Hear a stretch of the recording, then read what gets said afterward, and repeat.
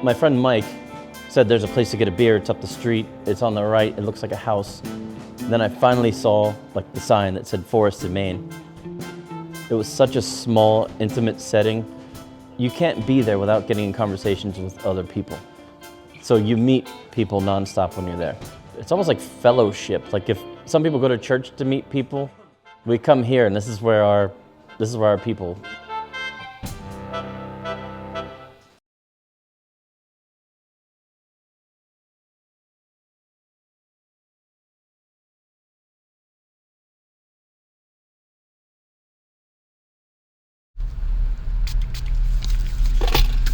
I don't know if this is helping or what, but it makes me feel better.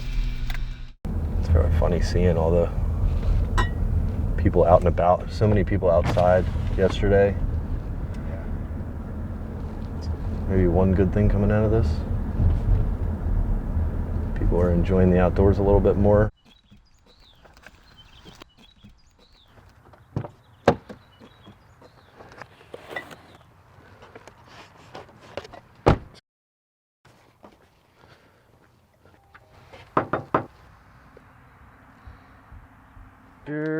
You're good? Yeah, thank you very much again.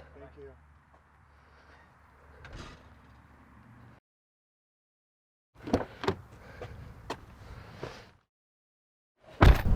All right, tell me what happened at Forest in Maine over the course of, since like last Thursday.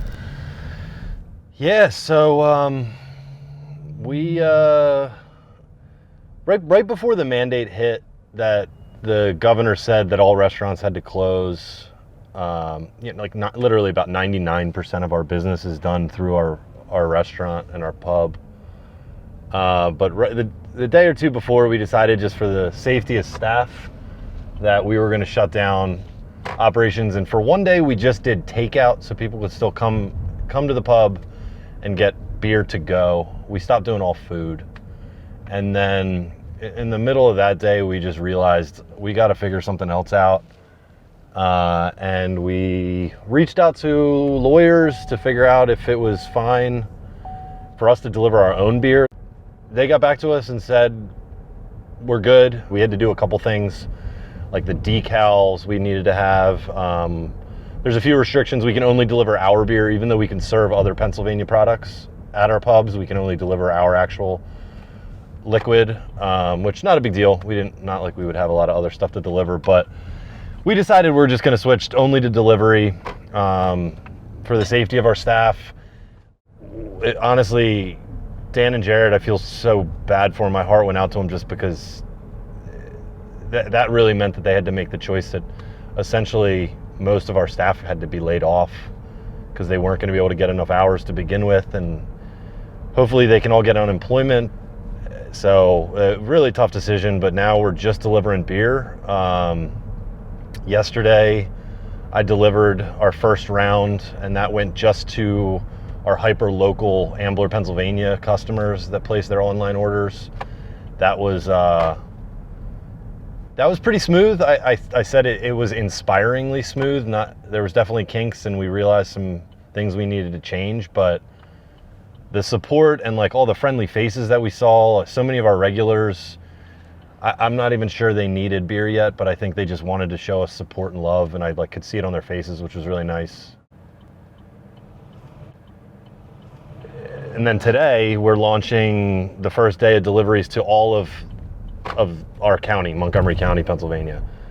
So it was about 100 orders going out today, which is wild. That's incredible, yeah. So we have a few people doing the deliveries, and here we are, about to do our first stop of the day. So how much of your sales is done through delivery now? 100%. All our sales now are all through delivery. See you, man.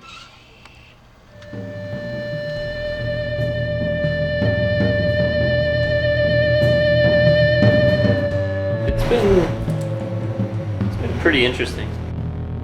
I think we're packaging more beer than ever. We're like brewing more beer than ever. in a time when like we're also kind of like struggling, and you know, like we had to close the restaurant and lay off all that staff, and you know, we know a lot of other people are hurting. This kind of forced us to kind of shift our model in a new way, and fortunately we had like the guys already on board that were able to kind of like roll with it and make it happen, and we just kind of keep up on the beer end.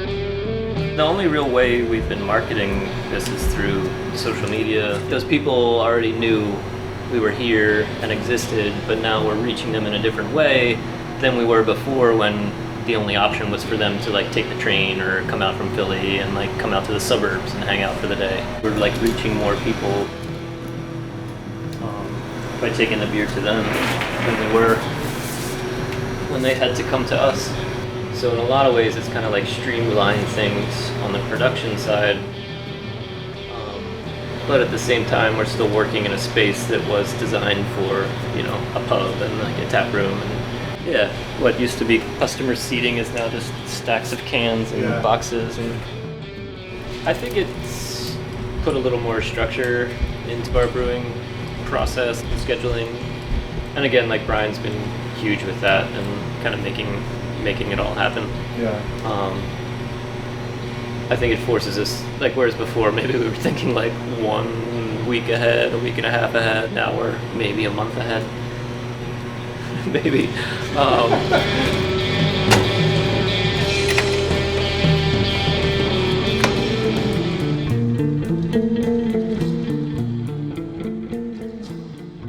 We're doing 2 farmers markets now, which is normal for us even without COVID. Still doing deliveries, and now we're only doing curbside pickup. So you can pre-order and have it waiting for you, or you can walk up and just kind of browse. We moved our can cooler, our can fridge up to the front door, so people come in no more than like 3 feet, they shop and then leave. It was clear how excited people were to just, even if it's only inside the door a few feet, just get in here. You know, again, for the first time since March.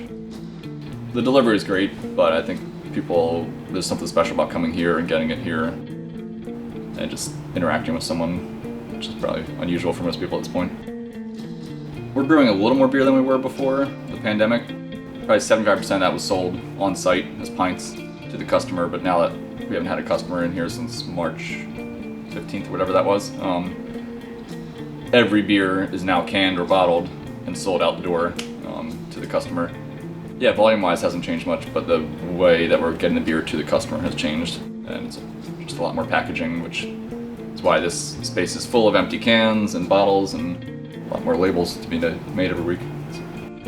It's simplified production here. We used to fill up a tank in the cooler and serve pints until that tank was empty.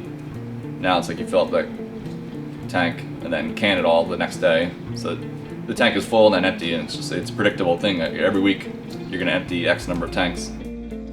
Our week has kind of shifted a little bit, where it used to be like Thursday to Saturday, Sunday were the big days, and you push real hard for those. But now it's like Saturday morning, you're kind of done for the week. This is sort of the new routine. We don't have people coming in here and then seeing beer on the shelf and saying, hey, let me take a 4-pack of that home. Everyone's staying home pretty much. We have to get to them at home and let them know that our beer is available. And while we always used Instagram as our main means of like marketing, it just became more clear that we had to like stand out amongst the crowd a little bit more. And even I just put myself in the mindset of the person scrolling through at night. You know, we used to just post a picture of a beer like on the bar, and it's like, hey, there's a new IPA on draft, there's a new Saison, you know, come on in, or post a nice picture of outside. But you know, it wasn't good enough just to post a picture of like a nice looking beer on a bar anymore, because one, people couldn't come in. I realized it took a little more effort on our part to kind of like get people to stop scrolling. I feel like a lot of people probably go through the same thing, where you're influenced by a lot of people, but you fight the urge to not make that translate directly into, like, you know, I guess the imposter syndrome everyone talks about nowadays. So while, yeah, there are a bunch of breweries that I like and inspired by, I really didn't want to just mimic them. So the whole idea became more like, how do you capture the spirit Forest, Maine. The key is just to be genuine. It used to be we would just basically can IPA and Saison, and every now and then we do like Imperial Stout, and those have like one set label design, and then double IPAs tend to be black and white, hand-drawn labels. We're doing a lot more of like the bitters and the pub ales that we call them now. Then we're actually gonna have our first lager. But whenever we do a new family of beers or style of beers, like to bring about a different feel for the labels. Some beers just kind of like scream to have a more, I kind of consider them like dioramas, or setups. Then other beers like, no, this label's simple and let's let the photo reflect that. And then other times it's just like, I still work the canning line, and sometimes the week's just been crazy and you have to get your photo while you're canning, so it's just gonna be a more basic photo at that point.